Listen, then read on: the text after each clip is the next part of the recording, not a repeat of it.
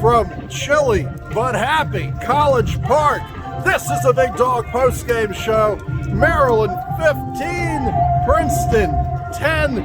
Bruce, that was the way you close out the game. Yeah, you know, they never could shake him the whole game. The other goalie kept Maryland in the game. A combination of some great saves and some mediocre shooting, I thought. And finally, it's like Logan Wisnowski says, all right, that's enough. I'm going to put this away. I don't know what he wound up with. I think maybe 3 goals and 3 assists or somewhere in that ball game. But 15-10, Wayne, we're so spoiled. I'm just trying to remember the last 2 games we lost were to UVA in the year before COVID and then the championship. We just don't see losses. It's mind-boggling, you know, how they keep winning. It is This is a great team out here.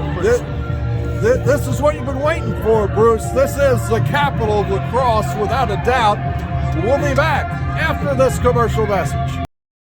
Hi, I'm Maryland wide receiver Rakim Jarrett. If you've been hurt in a car crash, people will tell you you need a lawyer. But my mom says you need my lawyer, the Jackledge Law Group. Find out why clients, judges, and other lawyers call us the big dogs from the small firm, and why we've been named the best personal injury trial law firm in the entire country, as well as why the Daily Record, Maryland's legal newspaper, has named the Jackledge Law Group the very best personal injury trial firm and best civil litigation firm in the entire state.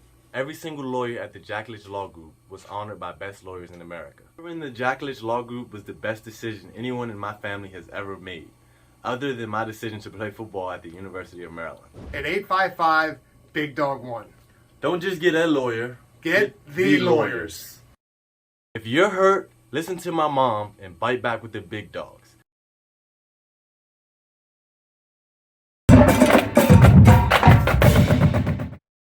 All right, here we are, sitting on the deck overlooking Capital One Field. Bruce Foster along with Wayne Viner.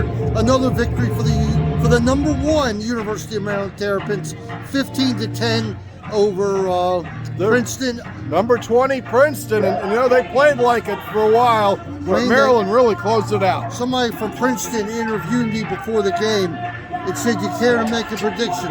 I'll say 14-10 Maryland. So Maryland was 1 goal better. I never thought this was going to be a runaway. You just looked at Princeton's history, and Wayne, you know it, Maryland has trouble with the Ivies.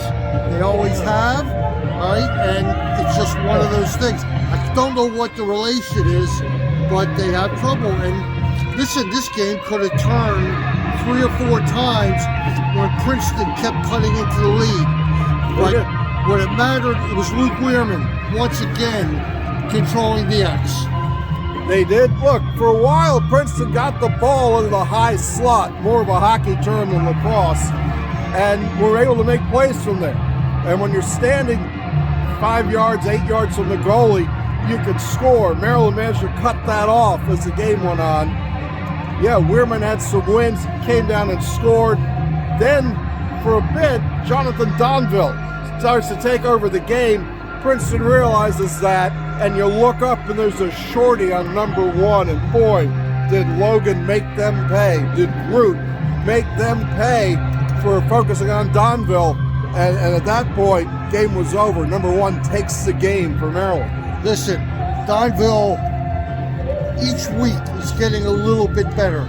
I thought he was even better this week. If he gets much better, right now he's the most complete player they have. I don't know how much better you can get.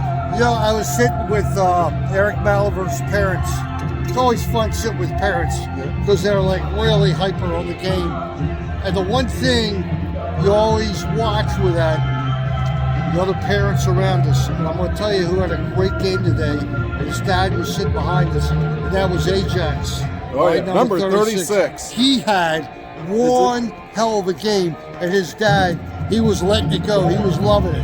You don't see many people for the past, a few thousand years named Ajax, but we got a good one. We got a real guy. I don't know. I've never met an Ajax before. Number 36 for the Terps. He transfers in. He was huge. I saw Princeton try to single up on Brett Makar and push him into the crease. did not work at all.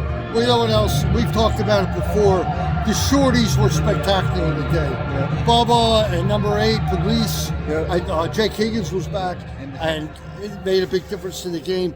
The key thing to me, the key parts of this game, Maryland won enough of the highly contested ground balls to make the difference. I really felt that was it.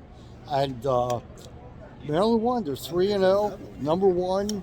Now they go to Notre Dame. It doesn't stop. It just doesn't stop. The Notre pressure. Dame, Albany, and then that terrific lacrosse doubleheader.